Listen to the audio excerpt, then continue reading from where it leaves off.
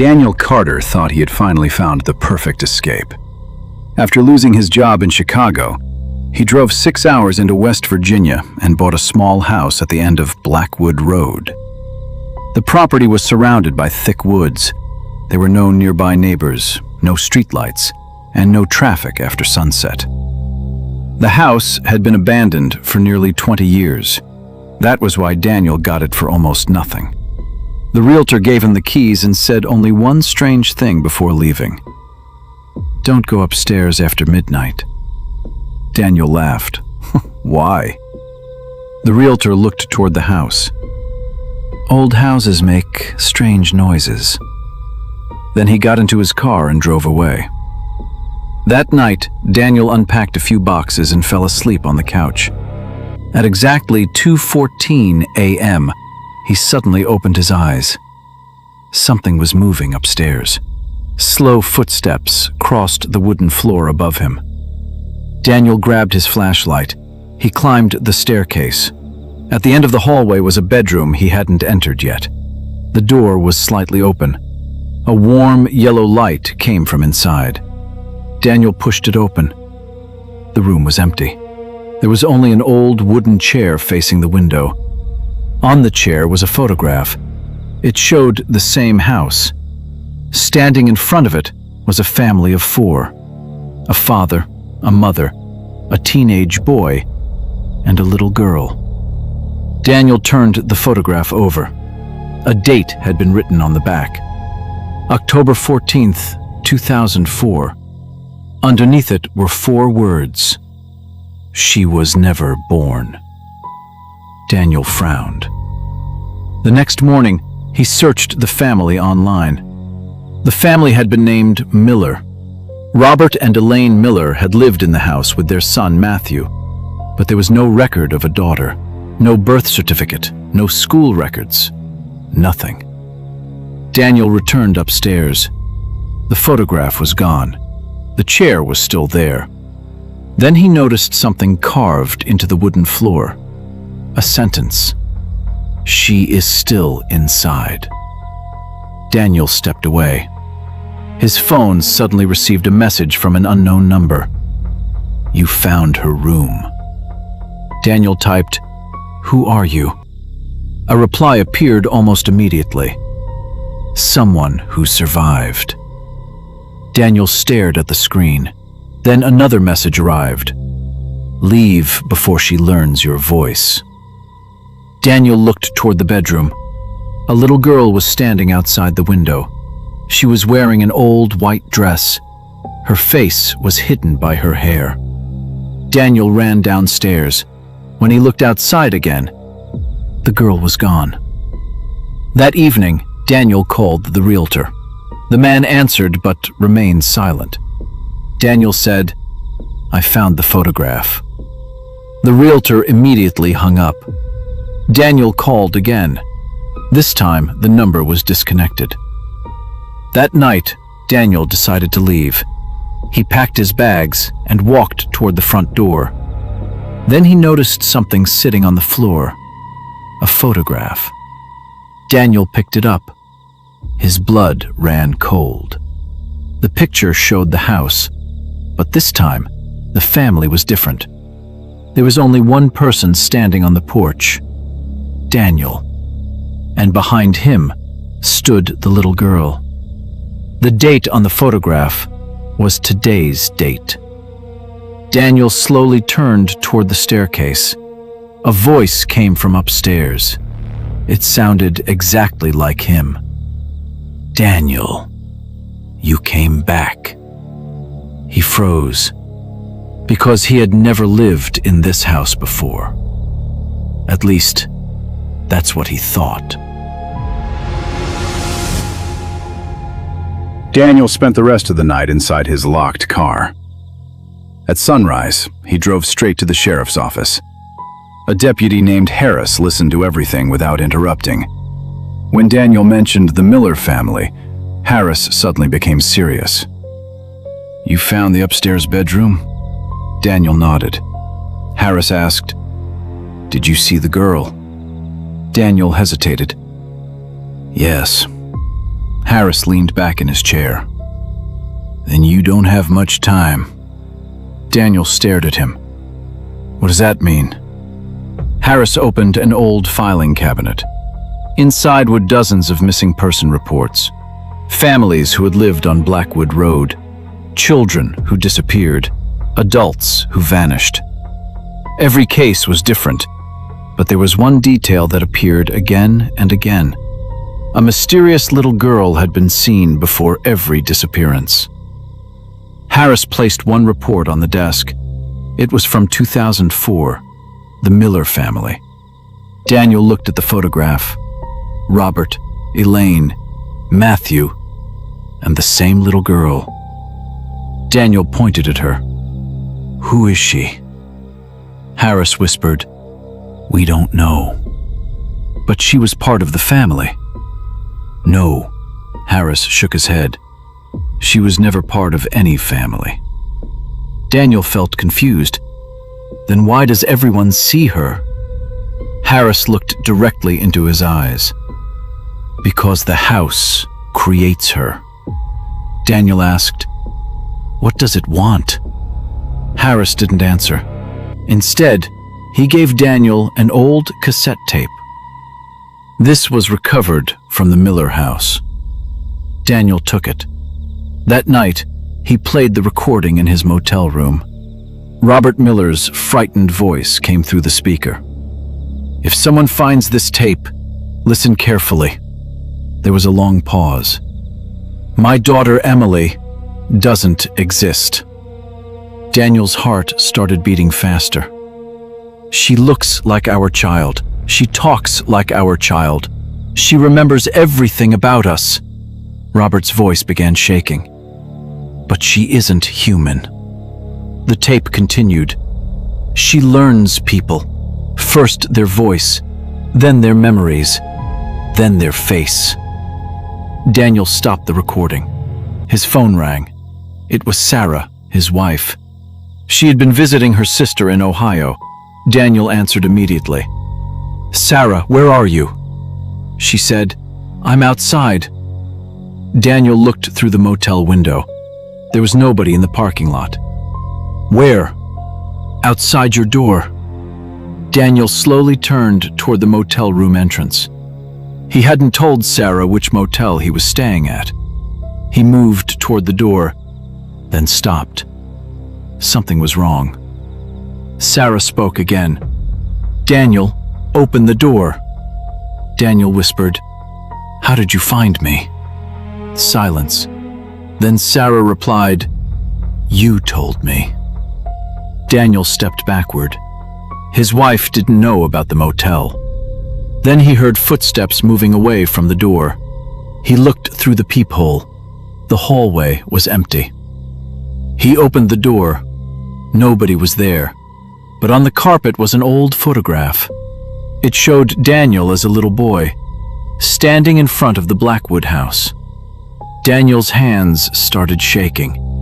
He didn't remember that photograph. He didn't remember ever visiting West Virginia as a child. He returned to the sheriff's office the next morning. Harris looked at the picture. His face turned pale. "You finally remembered."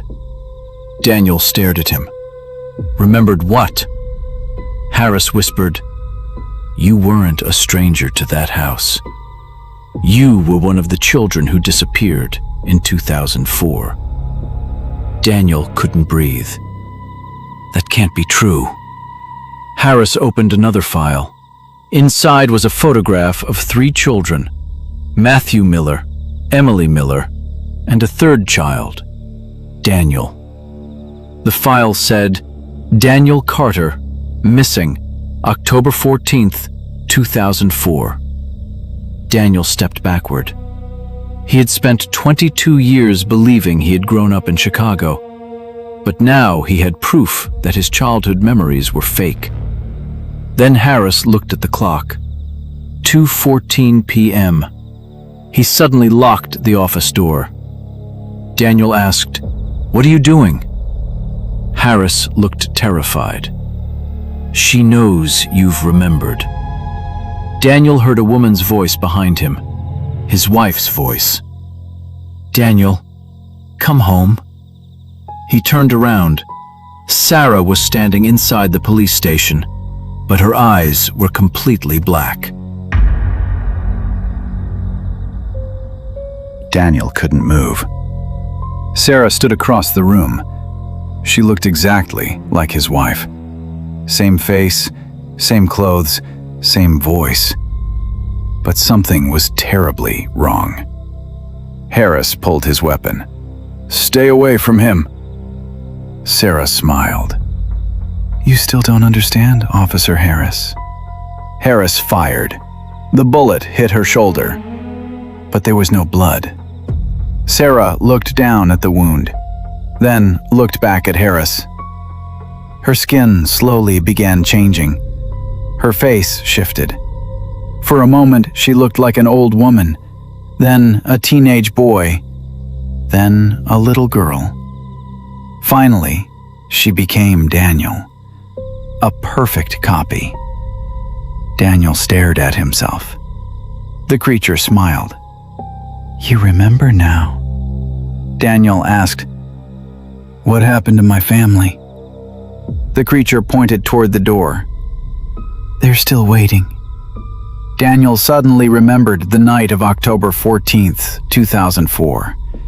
He had been 8 years old. His family had been eating dinner. Then they heard a little girl crying upstairs. Emily went to investigate. She never came back. Matthew searched for her. He disappeared too. His parents followed. Daniel was the last one left. He had hidden inside a closet. The little girl found him, but instead of taking him, she whispered, "Run." Daniel escaped through a basement window. The house erased everything he remembered, but now it wanted him back. Daniel looked at Harris. "How do I stop it?" Harris answered, "You can't destroy the house." "Then what can I do?"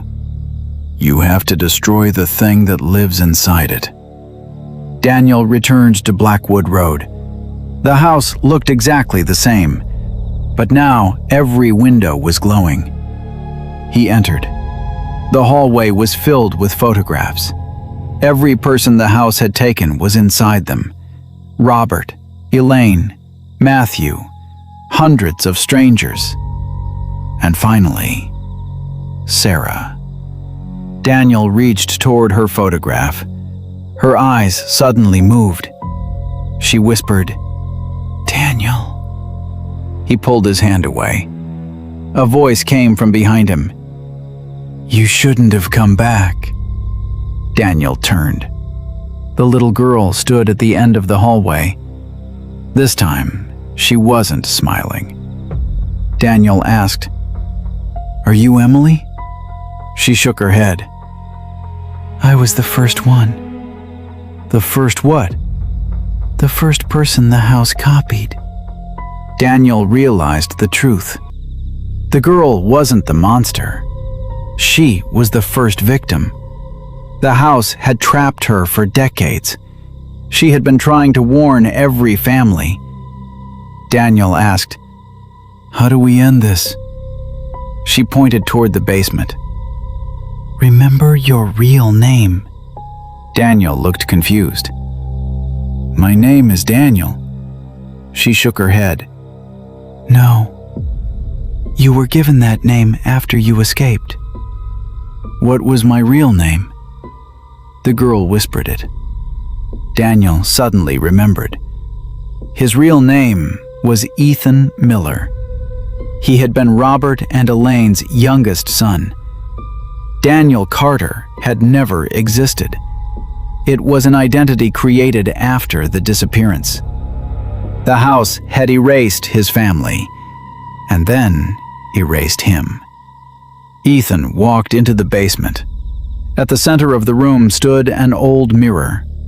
Inside the reflection were hundreds of trapped faces. His mother, his father, his brother, Sarah, and the little girl. The creature appeared behind him. It whispered, "You can have them back." Ethan looked at the mirror. "What do I have to do?" "Stay." Ethan smiled. "No." He smashed the mirror. The entire house screamed. Every window shattered. The walls began collapsing. The trapped faces disappeared from the glass. Ethan ran toward the exit. Behind him, the creature screamed his name. Not Daniel, not Ethan. Something older. Something that nobody had spoken in decades. The house collapsed. Fire consumed the remaining structure. By sunrise, Blackwood Road was covered in smoke. The authorities found no bodies, no survivors. Only one object remained untouched in the ashes. An old family photograph. It showed Robert, Elaine, Matthew, Emily, and Ethan. For the first time, Ethan remembered his family completely. He left West Virginia and never returned. But 6 months later, he received an envelope with no return address. Inside was another photograph. Ethan looked at it. His heart stopped. It showed a completely different house. A different family stood outside, and in the upstairs window, the little girl was watching. On the back of the photograph was a handwritten message. Blackwood was never the only one. Ethan looked toward his apartment window. A little girl's silhouette was standing across the street. Then the lights in his apartment went out, and a child's voice whispered from somewhere inside his home, "You forgot one of us."